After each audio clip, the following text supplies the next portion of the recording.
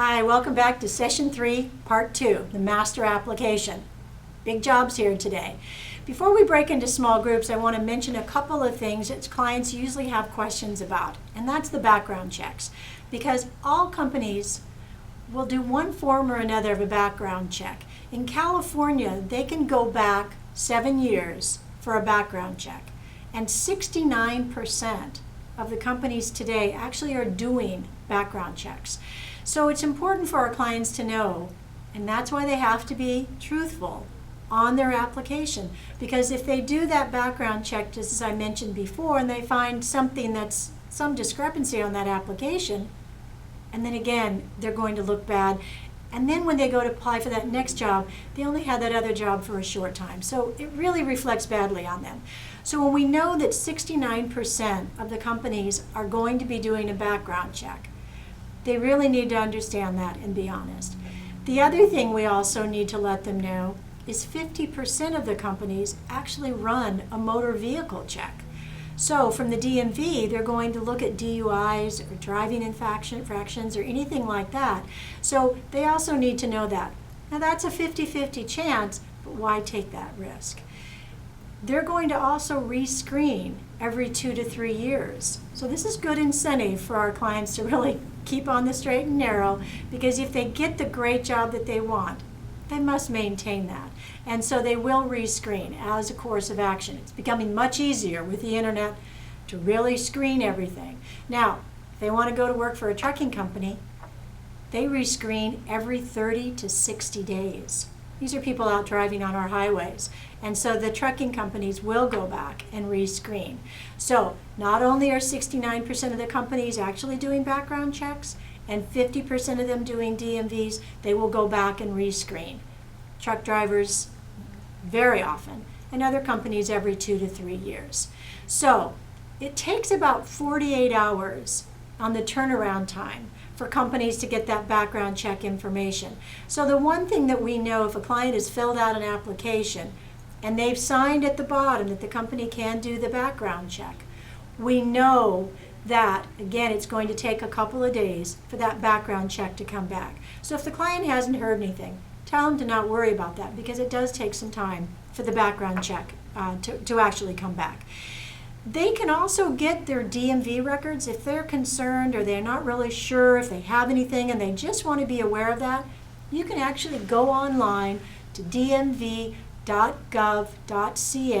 and they can get, for $2 I think it is, they can get their DMV records. And so that way they'll know. They might have forgotten something. So remember, they go back 7 years for that background check, so they need to acknowledge anything that's happened in the last 7 years. If they went to trial on something and it was dismissed, it doesn't show up on the records. So tell them not to worry about that. Okay, so as you move into the small groups, remember to facilitate, not be the sage. Don't offer the solutions. Let them come up with it.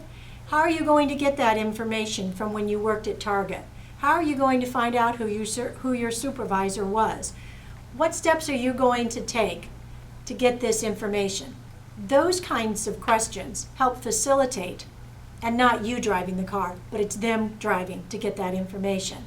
So coach in that small group, have them fill out that application in pencil, and then highlight. I always brought some highlighters and have them highlight on their working application the areas that they need to find out information, and then take an index card and make a list of the things that they need to find out. Again, giving them ownership of that and making them responsible for finding that information out.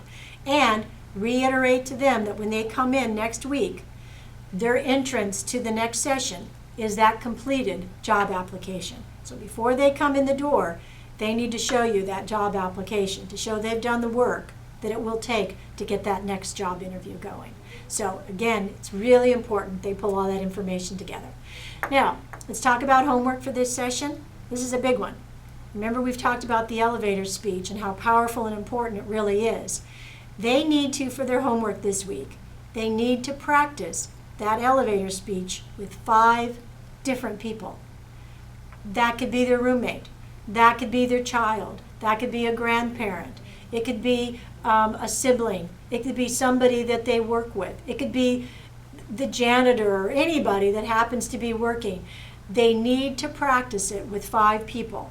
Because if they don't, they're not going to have it as a natural process of their speaking voice and be comfortable with it.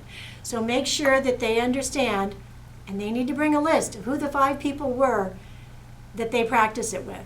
So tell them to write down the 5 people they practiced it with and practice it in the mirror one more time before they do that. So it gives them a chance to really do that. They can use their cue cards when they're doing it. The idea is to just get comfortable with it. It's not a finished project.